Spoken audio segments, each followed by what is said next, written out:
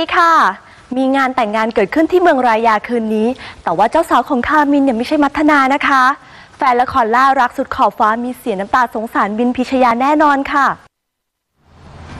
ภาพนี้ช่างบาดตาบาดใจมัทนาเรียกว่าหัวใจสลายเลยก็ว่าได้ค่ะสำหรับฉากนี้ในละครล่ารักสุดขอบฟ้าเมื่อองครักษ์คามินต้องเข้าพิธีแต่งงานกับหฤทัยเต็มใจหรือเปล่าไม่รู้แต่มัทนาได้แต่อาลัยอาวรณ์น้ำตานองหน้าผิดกับเจ้าชายมาคีที่ยิ้มชอบใจอยู่คนเดียวค่ะ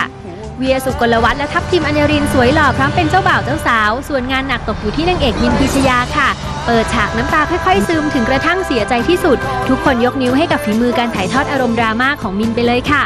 เป็นงานแต่งงานง่ายๆเนาะรู้สึกว่าฉากนั้นเนี่ยแทบจะไม่ได้มองหน้ากันเลยมาด้วยกันนะแต่ต่างคนต่างมองคู่ของแต่ละคนอยู่ในอารมณ์ที่แบบว่าเอามาแต่งงานเหรออะไรอย่างเงี้ยค่ะนางเอกก็เศร้าเสียใจเราก็เจ็บลึกๆคนนี้ก็เจ็บปวดเหมือนกันน้ำตาพรากมากก็เป็นฉากที่แบบเขาแต่งงานอะไรเงี้ยเราก็เหมือนแบบเราคงเป็นไปไม่ได้แล้วแหละอะไรเงี้ยเราก็เริ่มเศร้าค่ะก็ตัดใจอะไรเงี้ยเจ้าชายดีใจสุดๆ เจ้าชายดีใจเพราะเราไปทำเขาไว้แล้วเสร็จแล้วเราก็แบบโอ้โหเขาแต่งงานกันแล้วรอดเราแล้วสบายเส้นทางความรักของคามินและมัทนาเดินมาถึงทางตันแล้วหรือเปล่าต้องรอชมในล่ารักสุดขอบฟ้าคืนนี้นะคะ